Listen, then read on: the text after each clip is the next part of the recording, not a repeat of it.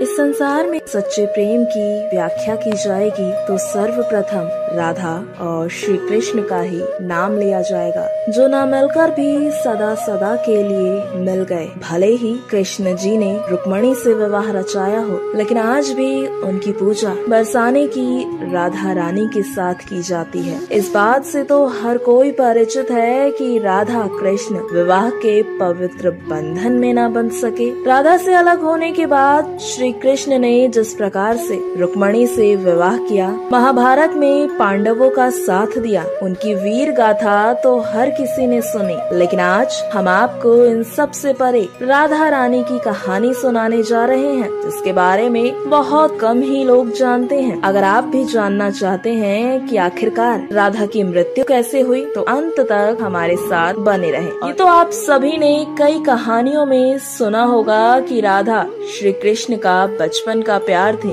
श्री कृष्ण जब 8 साल के थे तब दोनों ने प्रेम की अनुभूति की। राधा श्री कृष्ण के दैवीय गुणों से भली भांति परिचित थी।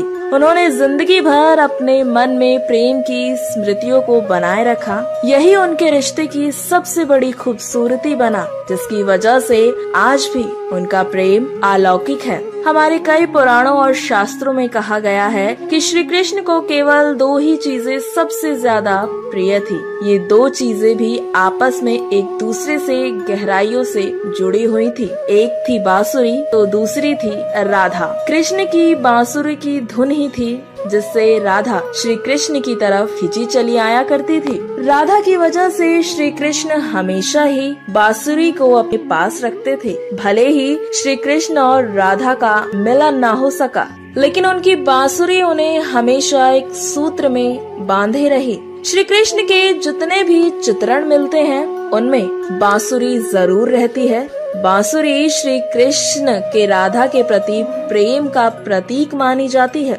लेकिन अब आगे बढ़ते हैं और आपको ये बताते हैं कि राधा और कृष्ण सही मायने में अलग कब हुए। दरअसल हुआ यूँ था कि जब श्री कृष्ण के मामा कंस ने बलराम और कृष्ण को आमंत्रित किया, वृंदावन के लोग ये खबर सुनकर दुखी हो उठे। मथुरा जाने से पहले श्री कृष्ण राधा से मिले थे। राधा कृष्ण के मन में चल रही हर गतिविधि को जानती थी। राधा को अलविदा कह कृष्ण उनसे दूर चले गए। कृष्ण राधा से ये वादा करके गए थे कि वो वापस आएंगे, लेकिन कृष्ण राधा के पास वापस नहीं आए। उनका विवाह रुक्मणी से हुआ। रुक्मणी ने भी श्री कृष्ण को पाने के लिए बहुत से जतन किए थे। श्री कृष्ण से विवाह करने के लिए वो अपने भाई रुक्मी के खिलाफ भी चली गई थी। राधा की ही तरह वो भी श्री कृष्ण से बेहद प्रेम करती थी। रुक्मणी ने श्री कृष्ण को एक प्रेम पत्र भी भेजा था कि वो आकर उन्हें अपने साथ ले जाएं। इसके बाद ही कृष्ण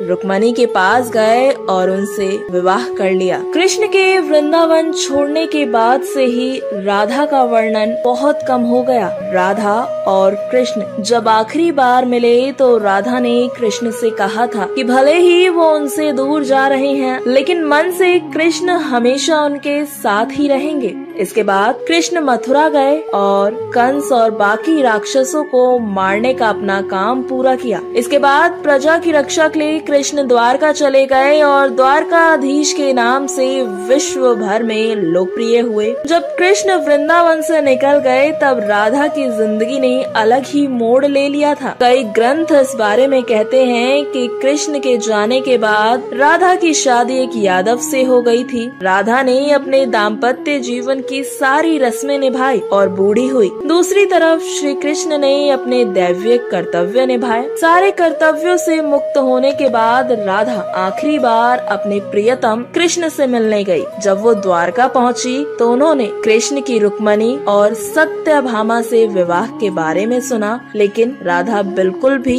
दुखी नहीं हुई। जब कृष्ण ने राधा को देखा तो बहुत प्रसन्न हुए। दोनों संकेतों की भाषा में एक दूसरे से काफी देर तक बातें करते रहे। राधा के अनुरोध पर कृष्ण ने उन्हें महल में एक देविका के रूप में नियुक्त किया। राधा दिन भर महल में रहती और महल से जुड़े काम करती देखती। मौका मिलते ही वो कृष्ण के दर्शन कर लेती थी, लेकिन महल में राधा ने श्री कृष्ण के साथ पहले की तरह का आध्यात्मिक जुड़ाव महसूस नहीं किया। इसीलिए राधा ने महल से दूर जाने के बारे में सोचा। उन्होंने सोचा कि वो दूर जाकर दोबारा श्री कृष्ण के साथ गहरा आत्मीय संबंध स्थापित कर पाएंगी, लेकिन श्री कृष्ण तो लीलाधर थे, उन्हें सब कुछ पहले से ही पता था। राधा कहाँ जा रही हैं? धीरे धीरे समय बीता और राधा बिल्कुल अकेले और कमजोर हो गई और अपने अंतिम वक्त में एक बार फिर उन्होंने श्री कृष्ण को याद किया। और जैसे ही राधा रानी ने श्री कृष्ण को याद किया, श्री कृष्ण भी उनके समक्ष